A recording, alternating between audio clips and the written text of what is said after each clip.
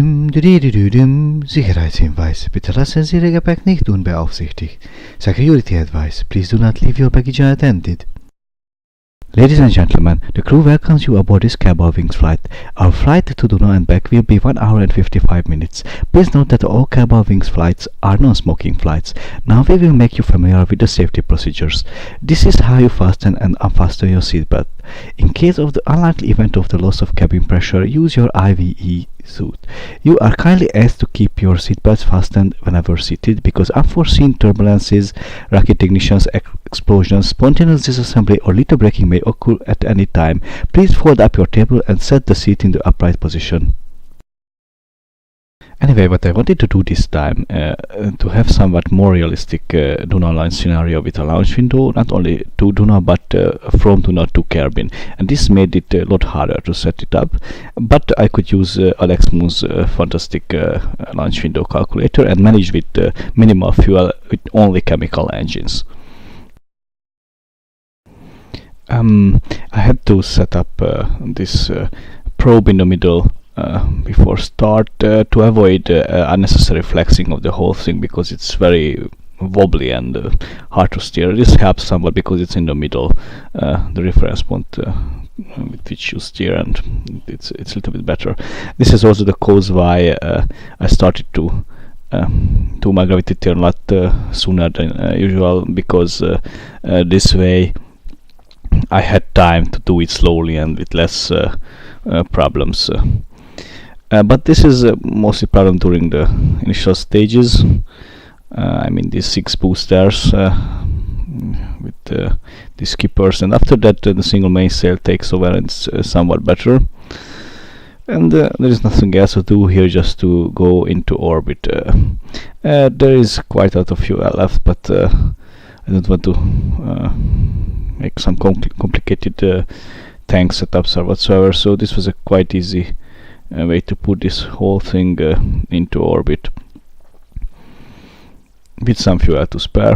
And actually this doesn't help it to get down to the atmosphere again, but those tiny separatrons do their job, and yeah, they will pull it down to the atmosphere where it will burn up and crash and die. So after the separation of and the second stage, we are left with the trans Duna injection engine, and that's again a skipper, which makes it very easy to do the injection burn.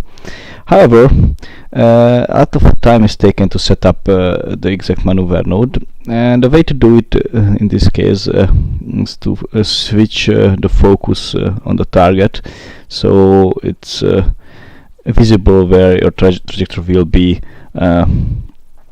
when handling the maneuver nodes. Despite this, I need to do this twice because after leaving the sphere of influence of cabin, it's somewhat changed, so I had to fix this. And after that, the usual cruise and some aero capture and aero braking and setting back the inclination correctly to an equatorial orbit, and having a nice, very nice 72 kilometer circular orbit around Duna. And with this we arrived there safely, and it is next step to launch the descent stage. I tried to set this up that this descent and return stage is somewhat similar to what we would have in real life, with the thing resembling a heat shield, what will be discarded. I gave a little nudge with the return stage here, so that we have the separation. So I tried to set up the landing point in one of these nice flat lands, because that thing cannot really land anywhere else, just in really smooth flat terrain, because it's very high. I ended up a little bit short on that, so towards the end I corrected a little bit up, but I don't think it really helped. The descent engines don't have that much delta V, because most of the job will be done by the parachute, and I thought of this as sparing some fuel, so that the descent stage has only a few 100 meters per second of delta V, which is not very much, but it's possible to land with that safely. So now I set up the point where I will land, or well, where I thought I will land. But even then I underestimated the atmosphere of Duna, so this way my trajectory was too short. Now it's going down. Try to do it in a way that is resembling a real entry. Unfortunately, there are no entry effects this time because the atmosphere is too weak for that. There should be, but here's my correction burner, and I did it for a few seconds, but it doesn't have much fuel, so I just need to reach this dark area where it's nice and smooth. So I had the time there, deployed the parachute and ejected these coatings and the heat shield, the pseudo heat shield. And with gears down, or landing legs down, I waited for the parachute to bleed off my speed. So the burn was only necessary towards the end, because my speed wouldn't go down more than 50 meters per second or something like that. So I somewhat faster, around 7 meters per second, but it was safe nonetheless. And here the point is, we have to wait. We have to wait a lot of time, more than a year, until we have the launch window. It's a lot of time, so we need to wait until I think the third year, the beginning of the third year of the mission. So it's kind of a lot like it was the third year, 230 day, and the launch was around 230.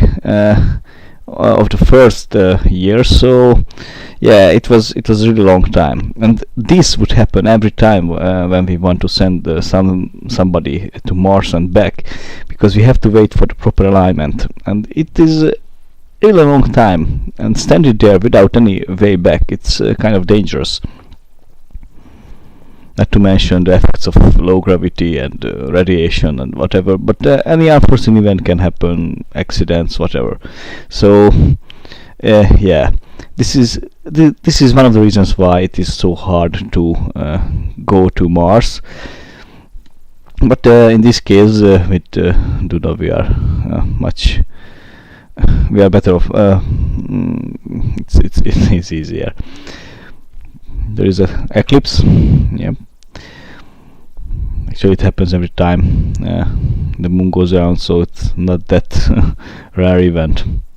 So let's wait some more.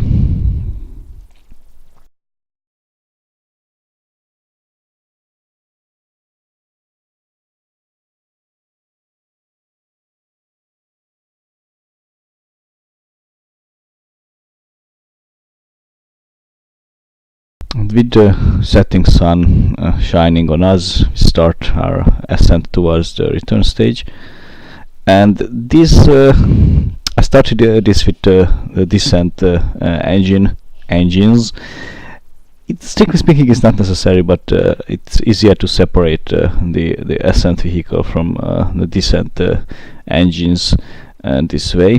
And yeah, it has enough delta V to go around Duna in a successful orbit, so it's not that big of an issue.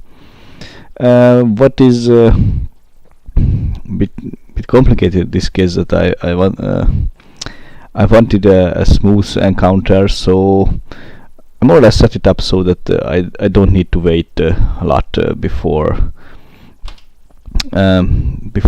starting my burn for an encounter. It happened so that I was somewhat in a position that I was too advanced in my orbit, so I needed to brake, which meant that I needed to create an orbit which was higher than the return stage, which was a problem because I didn't finish the circularization at that time, so I had to do some kind of makeshift maneuver, and that caused some problems. But anyway, even though it was still very close, so I would say that it's quite okay. I just need a few kilometers high orbit, so not a big waste of fuel, and it has a lot of batteries, so around 2000. I set it up so that it is around 2000, so in any case it can bring you up whatever happens. Now yeah, from this point on is just waiting to get to the correct position, and as usual as these docking maneuvers go. Yeah, here it's an upper orbit, and now here we are very close and starting to get precision maneuvering, which will go as usual. Just get the three indicators in the same position, and then that's it. Yeah, for that I need to rotate the other vehicle in correct orientation also. Now the thing is why I made this maneuver, because I knew that when I discard this stage it will push me, and I forgot to activate the fuel, because that fuel was deactivated exactly because of the landing. The descent engines are using monopropellant also, so I had to deactivate this so that I don't run out of monopropellant for the maneuver for the rendezvous. So now that we are all nice and aligned, these tiny RCS engines will move us back to the return stage, and connected together it's actually quite small. And even how small it is, it looks much like Apollo, but even how small it is, it has a lot of fuel getting back. And the same thing happens now that which was towards Duna.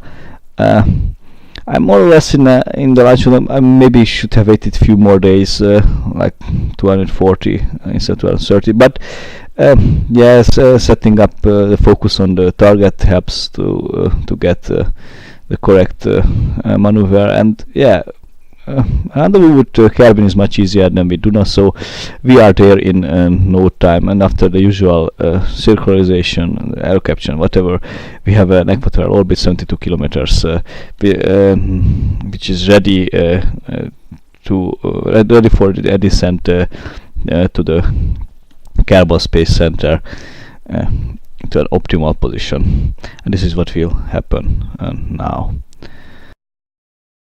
And my usual knife throwing technique, as I call it, from a 72 kilometer high orbit, if I put the periapsis 30 kilometers high, around 2/3 from that peninsula to the other continent, then I will end up automatically at the Kerbal Space Center without doing anything. Yeah, so I will discard this engine, which still had a lot of fuel and could have been used for additional maneuvering, but it's something similar to what we would do with a real Mars mission. Of course, that part would be discarded much sooner outside of the atmosphere. But anyway, here I go, and I realize that I'm somewhat short, but it's still close, so it's okay. So I can open the parachutes, open the drogue chute manually, because that is not operated automatically anymore, as it was opened on Duna. And we arrived back safely, and the only debris that was remaining is on the surface of Duna, the descent engines and the landing legs, which I honestly thought would crash back and destroy itself, but it didn't. So here we are, back on nice cross. So the whole mission took much longer than I expected, but with much less fuel. Thanks for watching. Bye.